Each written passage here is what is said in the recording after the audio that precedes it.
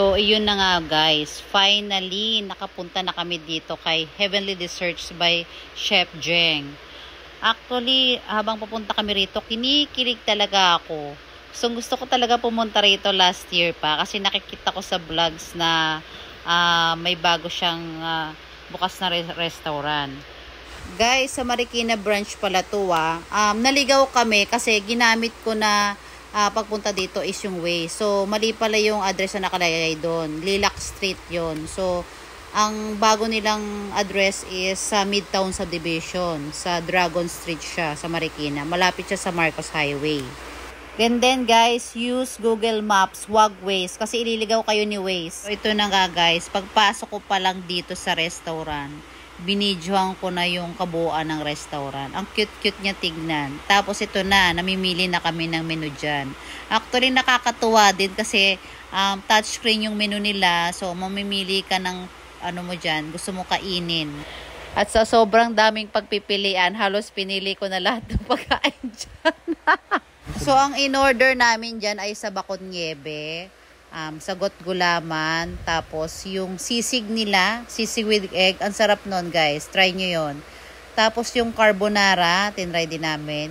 Yung pizza nila dyan is triple cheese pizza ang in-order namin dyan. And then, tinry ko yung American breakfast nila. And tinry ko din yung chicken and cheese. Then, para naman sa drinks namin, umorder ako ng naka-promo na buy one take one na peach soda for only 150 pesos. And then, kay Kuya Louie is smoothies na Biscoff.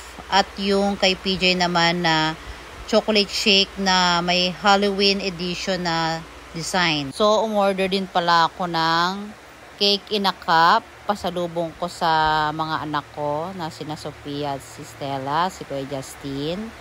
Ang in-order kong cake ay yung pistachio and yung chocolate mousse saka yung Biscoff na chocolate cake din siya na nasa cup. Umorder din ako ng Biscoff na croissant saka chocolate brownies na croissant. And guess what guys, umabot ng nasa 4,500 yung bill ko dyan kanina. So habang hinihintay namin yung order dyan, biglang nagdagsaan yung mga tao. Kasi kanina pagdating namin dyan, konti pa lang yung tao. Nung medyo pahapon na, dumami na sila guys. So guys, baka sa mga susunod na buwan, baka may ilabas si Chef Jeng na limited edition na cake. Kasi kanina, habang naghihintay kami dito ng order namin, merong photographer na nagpipicture ng new design of cakes na pang Christmas. So na na-videohan yung pagdating ng orders namin kasi nakalive ako kanina sa TikTok. So, ang unang dumating is yung mga drinks namin. So, ang marirate ko sa bawat food at drinks nila ay yung sa peach soda nila na buy one take one. Nung natikman ko kanina, siguro for me, sobrang tamis niya. Sa sagot gulaman naman is medyo napansin ko, wala siyang vanilla flavor. Sa Bacon Nieve, ang napansin ko lang is yung saging nila ay matigas. Binidyohan ko si Kuya Louie dyan kasi ang cute-cute ng design nila. Para kang nasa Japan kasi may mga cherry blossoms pa.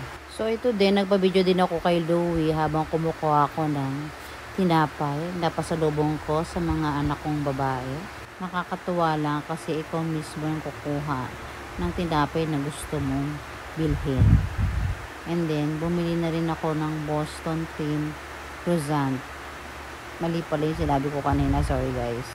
So, after kong kumuha ng tinapay dyan guys, tinanong ko pa si Louie kung may nagugustuhan siyang bilhin namin for take out. Kasi, ang gusto ko talaga mangyari dyan, bumili ako tigisa-isa para matikman ko siya lahat. So, sabi ni Louie, tama na daw yun kasi marami na rin kaming food na na-order. So, ito, pa rin ako guys, tamang pili pa din kasi parang gusto ko talaga tikman lahat yan. Kahit tigi-isa lang. Sa sobrang dami naming in-order, hindi na namin naubos yung order na dine-in namin kanina. So, ang ending, naiuwi pa namin siya dito sa bahay. So, yun na nga. Ito na nga yung mga pasalubong namin sa girls at sa kay Justin. And then, yun nga, sobrang nabusog kami. Umabol kami sa biyahe kasi nga atin pa kami ng 6 PM mass with Kuya Louie. And then, guys, thank you ha. Dahil sinuportahan nyo kami sa vlog namin. First time namin gawin to. First time namin i-edit to. Sana supportahan nyo po rin kami.